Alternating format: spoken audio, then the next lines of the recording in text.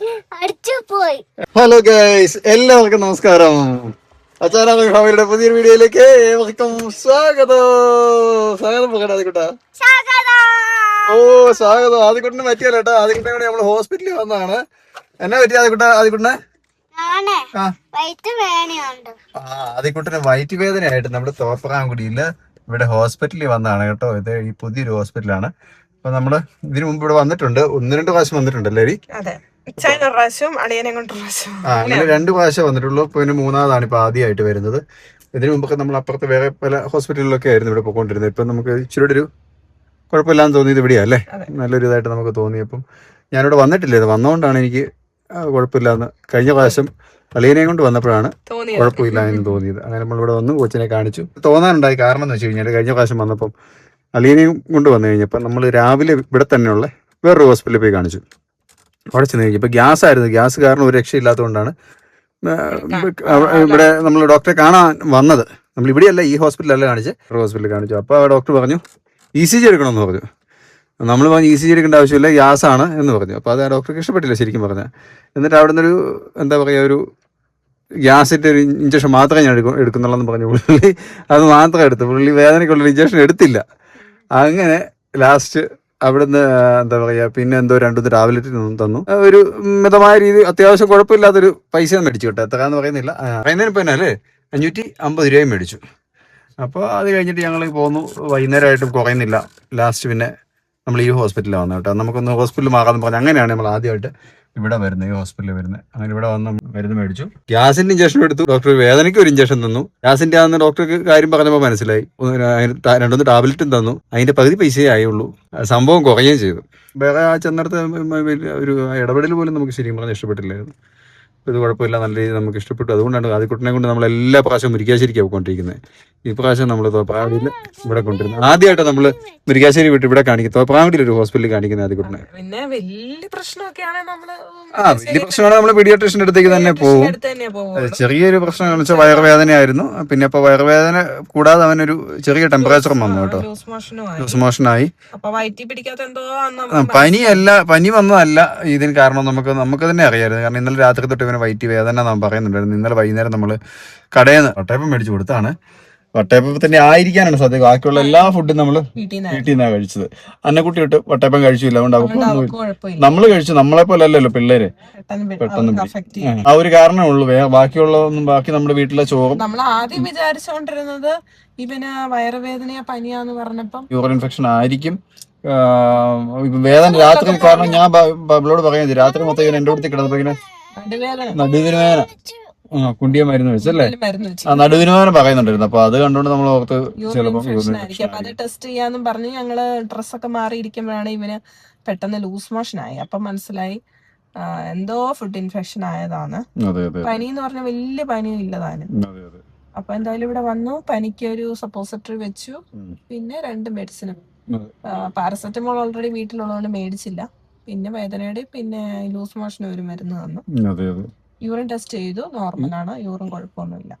Urine test ചെയ്തു. അത്ര ഇതൊക്കെ ചെയ്തിട്ടും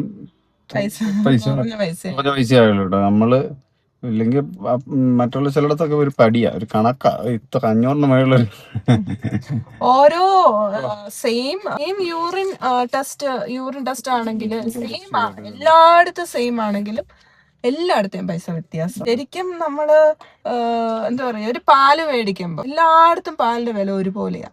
പക്ഷെ ഈ ഹോസ്പിറ്റൽ സംഭവങ്ങൾക്ക് ചില ഹോസ്പിറ്റൽ മറ്റേ മദ്യം മേടിക്കുന്ന പറഞ്ഞ പോലെ വിറകി കയറി കഴിഞ്ഞാൽ എല്ലാ മദ്യത്തിനും ഒരു വിലയാ. ആ മദ്യം തന്നെ ബാറി കയറി അടിച്ചു കഴിഞ്ഞാല് ഇരട്ടി വിലയാ.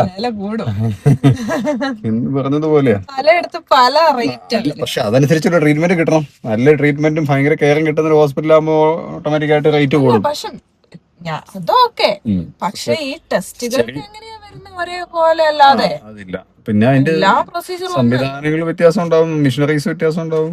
ചിലയിടത്ത് ചെയ്യുന്ന ടെസ്റ്റുകൾക്ക് ഒരു എന്താ പറയാ, ഇച്ചിരിയുടെ ഒരു ആധികാരികത ഉണ്ടല്ലോ. കാരണം ചിലയിടത്ത് ചില ഡോക്ടർമാർ തന്നെ പറയില്ല ഇന്ന ഇതുള്ളിടത്ത് തന്നെ ചെയ്യണമെന്ന് പറയല്ലേ. അപ്പൊ ആ ടെസ്റ്റിന് അല്ലാത്തടത്തും പൈസ കൂടുതലുള്ളവര് ഇപ്പൊ എന്തായാലും കുഴപ്പമില്ല. ഞങ്ങൾ മരുന്ന് മേടിച്ചു പറഞ്ഞിട്ടുണ്ട്.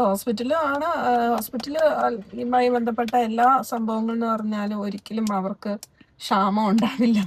ഒരിക്കലും നമ്മള് ഗത്യന്തരമില്ലാതെ പല ഹോസ്പിറ്റലിലും പോകേണ്ടതായിട്ട് വരുമ്പോ അവിടെ ഉള്ളവർക്ക് അയ്യോ അത് നമുക്ക് മനസ്സിലായിട്ട് ചില ഹോസ്പിറ്റലിൽ ചെന്ന് കഴിയുമ്പോഴത്തുള്ള അവിടുത്തെ എന്താ പറയാ നേഴ്സുമാരുടെയൊക്കെ അഹങ്കാരം ഉണ്ടല്ലോ. എൻ്റെ പൊന്നെ, സത്യം പറഞ്ഞാൽ നമുക്കങ്ങനെ പല അനുഭവങ്ങളും ഉണ്ടായിട്ടുണ്ട്. നമുക്ക് ഭയങ്കര ബാഡ് അനുഭവങ്ങൾ എക്സ്പീരിയൻസ്. നമ്മൾ ഒരിക്കലും ഇത് എന്താ പറയുക ഹോസ്പിറ്റലിൽ നിന്നോ പിന്നെ അവരെ ഒന്നും നമ്മൾ ഒരിക്കലും പറയാത്തതിൻ്റെ കാര്യം എന്താണെന്ന് വെച്ച് കഴിഞ്ഞാൽ അത് അവരെ ബാധിക്കും ശരിക്കും. അതുകൊണ്ടാണ് നമ്മൾ ഒരിക്കലും അത് പറയാത്തത്. പിന്നെ നമ്മൾ മനസ്സിലാക്കുക, നമ്മൾ ഒരു തവണ പോയി കഴിയുമ്പോൾ നമുക്കറിയാലോ നമ്മൾ പിന്നെ അങ്ങോട്ട് പോകും. അങ്ങനെ പോകാതിരിക്കാന്നേ ഉള്ളൂ. നമ്മൾ ഇനി പറഞ്ഞിട്ട് അത് ഭയങ്കര ബുദ്ധിമുട്ടുകളാവും പലർക്കും. അതുകൊണ്ട് നമ്മൾ പല കാര്യങ്ങളും പലരും പറയാത്ത. നമുക്ക് പക്ഷെ നല്ലതെന്ന് തോന്നുന്നതാണ് നമ്മൾ കാണിച്ച് നല്ലതെന്ന് പറയുകയും ചെയ്യുന്നത് കേട്ടോ. ഇപ്പോൾ ഇവിടെ വന്നപ്പോൾ നമുക്ക് നല്ലൊരു കുഴപ്പമൊന്നുമില്ല. കാരണം കഴിഞ്ഞ പ്രാവശ്യം വന്നപ്പോൾ കുഴപ്പമില്ല, ഈ പ്രാവശ്യം വന്നപ്പോഴും കൊച്ചിനെ ആണെങ്കിൽ ഡോക്ടർ നല്ല രീതിയിൽ നോക്കി അനാവശ്യമായിട്ട് യാതൊരു സാധനം കുത്തിക്കയറ്റിയില്ല കേട്ടോ. മരുന്നൊന്നും അനാവശ്യമായിട്ടൊന്നും തന്നില്ല. കാരണം നമുക്ക് തന്നെ അറിയാം ഇത്രയ്ക്ക് ഇത്ര അതിനെ ഉള്ളൂ എന്നുള്ളത്. അതാ പറഞ്ഞ ചിലയിടത്ത് നിന്ന് നമ്മൾ ഇപ്പോൾ ഗ്യാസിൻ്റെ ഇതായിട്ട് എന്നിട്ട് ഗ്യാസാന്ന് പറഞ്ഞുകൊണ്ട് നമ്മൾ എന്നിട്ട് മറ്റേ സാധനം എടുക്കണമെന്നേ എന്നാ ഇ സി ജി എടുക്കണമെന്ന് പറഞ്ഞ ടീമൊക്കെയാണ്. പക്ഷേ അതും പൈസ കിട്ടും, കുറച്ച് പൈസ കിട്ടുന്ന ഒരു ബിസിനസ്. എല്ലാം ബിസിനസ്സാണല്ലോ, കച്ചവടമാണല്ലോ. അപ്പോൾ എന്തായാലും ഈ ഒരു വിശേഷം എന്ന് പറയാൻ വേണ്ടി വന്നാ കേട്ടോ. ആദ്യകൂട്ടിന് പനി മാറാൻ വേണ്ടി എല്ലാരും പ്രാർത്ഥിക്കണം. നമുക്കൊരു വിശേഷപ്പെട്ട ദിവസം അടുത്ത് വരികയാണ്. അതെ അതെ, ആ സമയത്ത് വേറെ കുഴപ്പമൊന്നും ഉണ്ടാകാതെ അതല്ലേ പറയാല്ലേ. നമ്മുടെ അന്നക്കുട്ടിയുടെ ബർത്ത്ഡേ ആണ് 17-ാം തീയതി. ചെറുതായിട്ട് അത് കഴിഞ്ഞിട്ടാ. അപ്പൊ സെക്കൻഡ് ബർത്ത്ഡേ അവർക്ക് 2 വയസ്സാവാണ്. അപ്പം നമ്മളത് ചെറുതായിട്ട് ഒന്ന് ആഘോഷിക്കണം എന്നൊരു ആഗ്രഹമുണ്ട്. അപ്പൊ ശനിയാഴ്ചയാണ് ഞങ്ങള് പ്ലാൻ ചെയ്തിരിക്കുന്നതൊക്കെ. ആ സമയമാകുമ്പോഴേക്കും ആദ്യക്കൂട്ടം പനി പിടിച്ചു കഴിഞ്ഞ പ്രശ്നം. പക്ഷെ ഇത് ഇപ്പൊ ഈ ഇൻഫെക്ഷൻ ഇത് ഉണ്ടായിട്ട് പനി പിടിച്ച കൂട്ടുണ്ടാവും. അത് പകരുന്ന പനിയൊന്നും അല്ല. അല്ലാത്ത വല്ല വൈറൽ പനിയൊക്കെ ആണെങ്കിൽ എന്റെ അമ്മച്ചി, കാരണം ഒരു സൈഡ് തൊട്ട് അടിച്ചു കഴിഞ്ഞാൽ അവർക്ക് വരും, പിന്നെ ഞങ്ങൾക്ക് വരും, പിന്നെ നോക്കണ്ട, പരിപാടി കഴിഞ്ഞു, പരിപാടി അവർക്കൊന്നും വരാൻ പറ്റില്ല. പിന്നെ ആവക്കുട്ടിക്കൊക്കെ വരുന്നോണ്ടാവും നമുക്ക് ആരെയും വിളിക്കാൻ പറ്റത്തില്ല. കാരണം നമുക്ക് പനിയാണെങ്കിൽ പിന്നെ വീട്ടിലേക്ക് വിളിച്ച് കയറ്റി മറ്റുള്ളവർക്ക് പനി കൊടുക്കാം പറ്റത്തില്ലല്ലോ. അതെ, അപ്പൊ എല്ലാം പ്രശ്നമാവും. കാരണം എനിക്കിത് കണ്ടപ്പോൾ തന്നെ മനസ്സിലായി. കാരണം അത് പനി എന്ന് പറഞ്ഞു കഴിഞ്ഞാൽ 100ന് മണ്ടലോട്ട് പനി പോകുന്നുമില്ല, പനിയുടേതായ ക്ഷീണങ്ങളൊന്നുമില്ല. ഈ വയറ് വേദന എടുക്കുന്നുണ്ട്. നമുക്ക് പനി കാണും, നമ്മൾ കുറെ ആയിട്ട് ഇപ്പൊ കാണുന്നുണ്ട്, നമുക്ക് അറിയാം. ആദ്യം ഒന്നും ഉണ്ടാവാതിരിക്കാൻ എല്ലാവരും പ്രാർത്ഥിക്കണം. എന്താ പറയാ, ഒന്നും കഴിച്ചില്ല പാവം, ഇന്നത്തെ ദിവസം ഒന്നും കഴിച്ചിട്ടില്ല കേട്ടോ. പട്ടിണിയാ, ഉച്ചയ്ക്ക് കഴിച്ചില്ല. ഞാൻ 2 ഉരുള നിർബന്ധിച്ച് കൊടുത്തായിരുന്നു. അവനത് ഛർദിച്ചു. അത് കഴിഞ്ഞ് വയറിളകി ലൂസ് മോഷനായി. പിന്നെ നോക്കിയപ്പോ 100 ഡിഗ്രി ടെമ്പറേച്ചർ അല്ലേ. ഉമ്മത്തല്ലണോ? തെർമോമീറ്റർ പോടാ, തെർമോമീറ്ററിനകത്ത് ഇനി ഛർദിച്ചു. തെർമോമീറ്റർ കഷത്തി വെച്ചൊക്കെയായിരുന്നു. അതിനിടയ്ക്ക് ഞാൻ എടുത്ത് കൈ പിടിക്കുക, ഇവൻ ഛർദിക്കുകയോട് ഒരുമിച്ച് ആ തെർമോമീറ്റർ കൂട്ടി ഞാനിങ്ങനെ പിടിക്കുക, അതിനകത്തേക്ക് ഛർദി. ലാസ്റ്റ് ആ തെർമോമീറ്റർ കൊണ്ട് കഴുകി. എന്നിട്ട് ഇപ്പൊ പനി നോക്കാൻ വേണ്ടി എടുത്തപ്പോ തെർമോമീറ്റർ തെളിയുന്നില്ല, വെള്ളം കയറി പോയി, അടിച്ചുപോയി. അതെ ആയിക്കോട്ടെ. അപ്പൊ എല്ലാവരോടും ടാറ്റ ബൈ ബൈ പറഞ്ഞേരെ.